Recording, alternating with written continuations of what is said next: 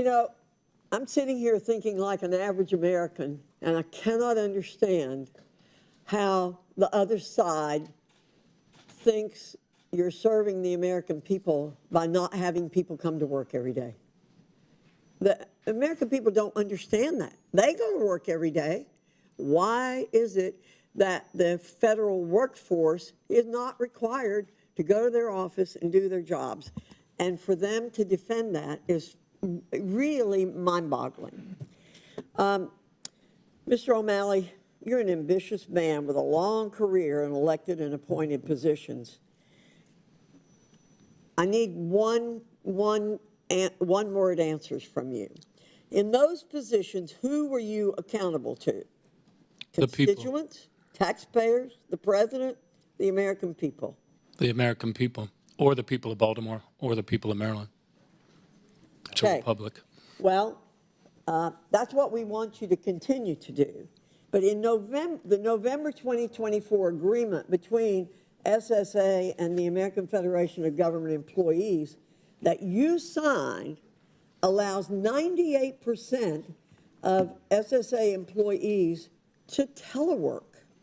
Can you explain how you justified signing the agreement that will result in not even meeting the low bar of 50% that President Biden set out for people to come to work? The eligibility of telework greatly preceded my arrival at the agency, Congresswoman. In fact, in the second term of President Obama's administration, he asked the agency to become leaders in the federal government in portable workloads. And I think we should all be grateful, because otherwise in the pandemic, those checks would have stopped. What my agreement did was to put into the agreement actually a dialing up of on-site presence. But you never even met the 50% threshold that President Biden put in place. You never met that. Well, and I think that is such a low bar. I just don't think that this agreement that you signed serves the best interest of the taxpayers who pay for the Social Security Administration, or the American people who expect their government to show up and be able to provide good service.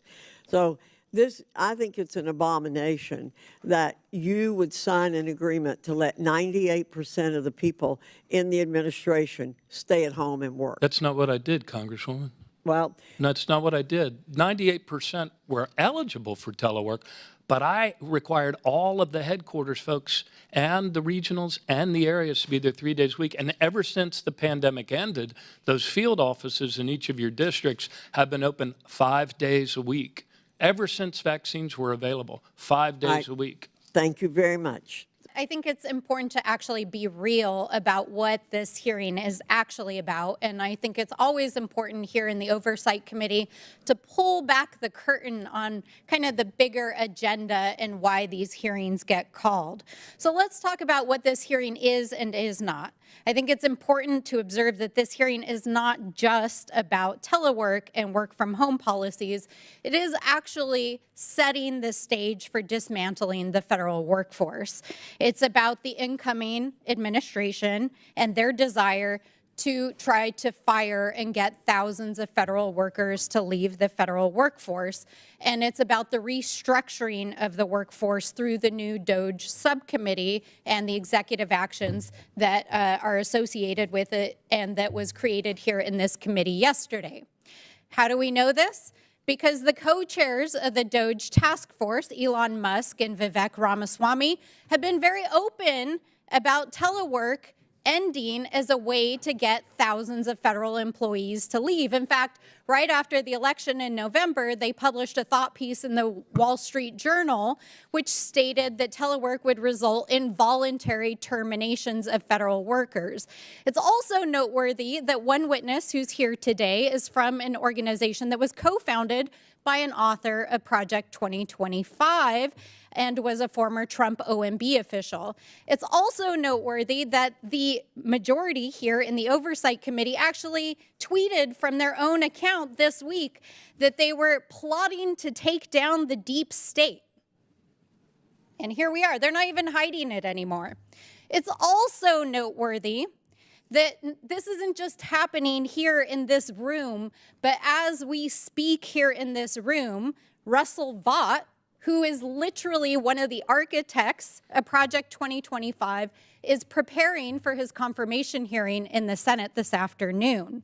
Now, Mr. Vought is one of the former leaders of OMB. He is, by his own description, called his own think tank the Death Star, and has made it very clear that his intentions upon becoming the OMB director is to eviscerate and dismantle the federal workforce. But I think it's also worth noting to Mr. Vought and to other Star Wars fans that the Death Star actually had 1.7 million military personnel and almost 500,000 droids and civilians working there, because even Commander Tarkin and Darth Vader understood that it takes a workforce to get stuff done. So, not unlike the Death Star, we have to be clear that there is a nefarious intention behind this hearing and what we know is coming. And Donald Trump has been very clear that he plans to sign an executive order in the coming weeks, possibly even next week, that will end work from home. Ever since the pandemic, Republicans have been completely obsessed with ending work from home. Now, the truth is that a lot of jobs simply don't require people to be in an office. Now, a lot of service jobs, yeah, you got to be there. You know, restaurant food jobs, yeah, you got to be there. We don't have robots serving people and taking orders all over the place. But, you know, you can do things like answer phones and do administrative work from the comfort of your own home. Now, Republicans, and more specifically corporate America, you know, the managerial class of corporate America, they got these big rents to pay because they done rented out these office spaces and bought these buildings. And they're like, man, why are we paying this rent every single month if we don't have people in these offices? That has a lot to do with why they're so pressed about ending work from home. Also, you know, it just takes away from the company culture of the managerial class being able to domineer and own over you. You know, I want to be able to watch you every single day. I want to watch your every move. I want to know what you're doing at every second of every hour. But at the end of the day, the cat's kind of out of the bag. Sure, you can get people to go back home, but like I said, a lot of jobs really don't require people to be in an office. So, you know, this is just bit the dust. You're just going to have to get used to the fact that people don't want to be in an office and that real estate is changing.